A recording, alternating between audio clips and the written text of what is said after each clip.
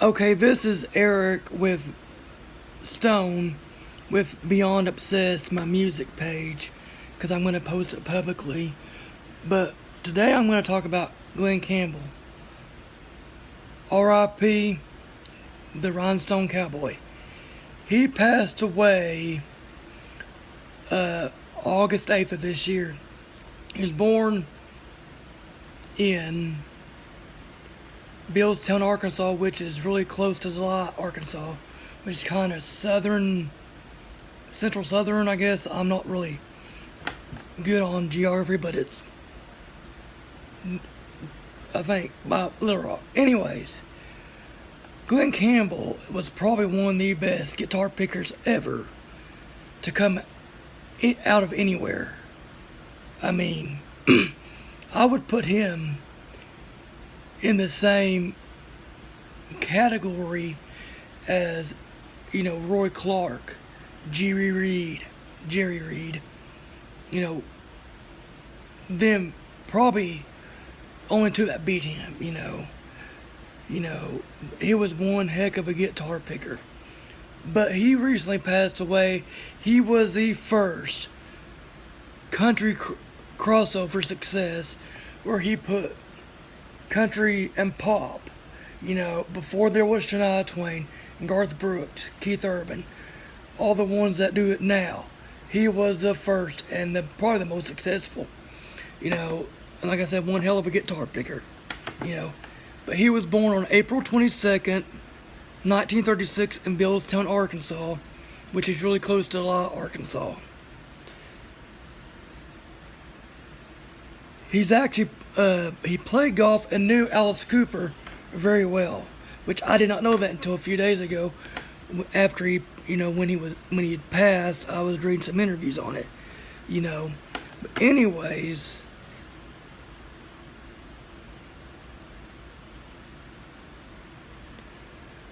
but he started, his dad got him a guitar when he was 4 years old, and his dad taught him the basic chords. And then an uncle named Boo taught him how to play lead. By the time he was 8 or 9, he was playing lead pretty dang good, And he dropped out of school at 7 to play with his Uncle Boo and another guy in Wyoming. By the time he was like 15 or 16, he quit for good, to go pursue a music career. He was that good, and, he dealt with drugs and alcohol for a while, like most of the artists do.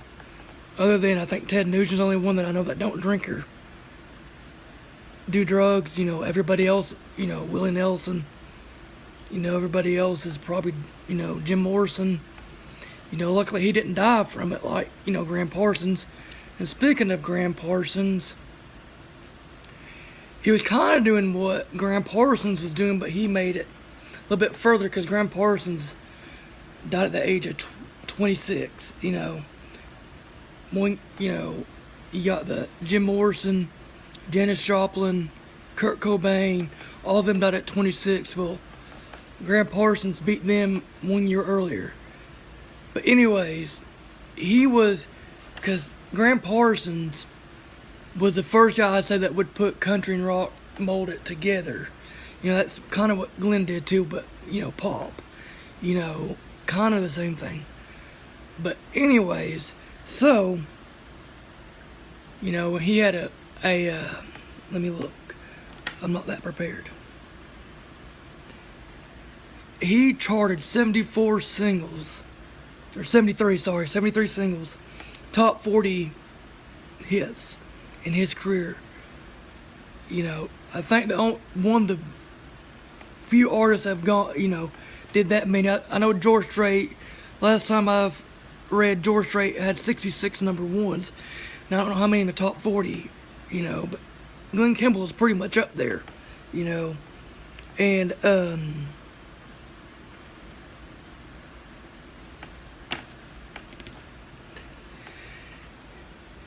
in let me look.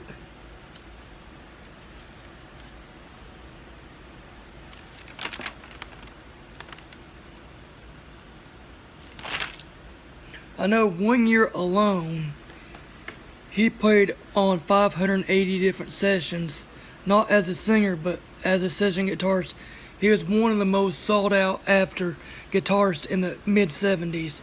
And he played for everybody with Frank Sinatra, the Beach Boys, Dean Martin, all across the spectrum of music. Everybody couldn't read a lick of music, but had powerful, good guitar solos that a lot of people wanted him. Started a movie with John Wayne, True Grit, about that same time. And then, somewhere in the late 60s or early 70s, he was doing a show with the Smother Brothers. It was a summer show, and people liked him so good that he ended up having his own show called the Glen Campbell Good Time Hour for 4 years, from 1969 to 63. I guess that's 4 years. I'm not a mathematician. But anyways, when he had everybody on there, celebrity-wise, at that time, John Wayne, Johnny Cash, all them, and then he married like 3 or 4 times, and, I think in the late 70s, early 80s is when his alcohol and drug abuse got really bad. I know one night in Las Vegas, I was studying that he had freebased cocaine for one time, and he laid on a street somewhere in Las Vegas with his heart just pounding, and asking God to, let him live, because he thought he was really going to die that night, and that's the last time he freebased cocaine. A few years later, he met a woman named Kim, and he stopped the cocaine, and then when they married, and when their first child, I think Ashley, was born, he finally quit the drinking for good, and him and Kim went down to Arkansas where he lived when he was a kid and rededicated their lives to God, and both of them got baptized. His brother baptized both of them. Of course, he had the affair with Tanya Tucker, 15-month affair. One day they'd be all okay, one day they'd be fighting. And then that time is when he met Kim. But like I said, with hits like Southern Nights, Rhinestone Cowboy, By the Time I Get to Phoenix, Galveston, which was an anti-war song, and he was more conservative than the guy that wrote it. And that shows you how two people with way two different views can collaborate and still not disagree, or keep it at means, But his very first, I think, successful song was By the Time I Get to Phoenix, which was wrote by a guy named Jimmy Webb, and he was only 19 when he wrote that. Or was it, hang on, let me do some research.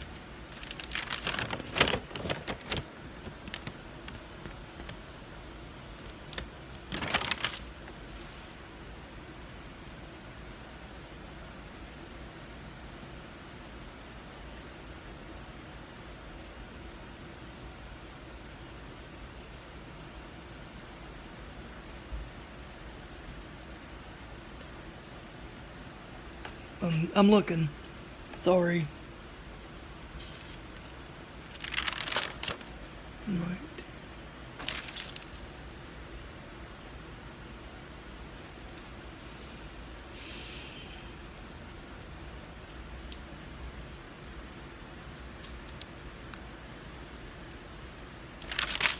Somewhere.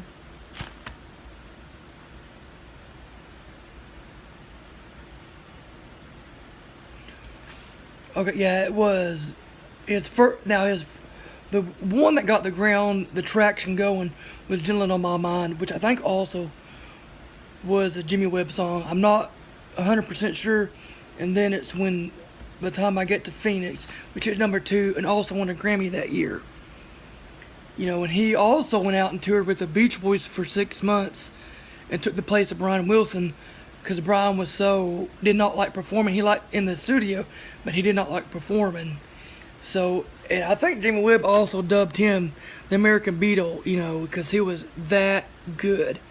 And like I said, with hits like all the ones I just named, one of the best, not just country singers or pop singers, probably one of the best all-around American singers. Like I said, and then,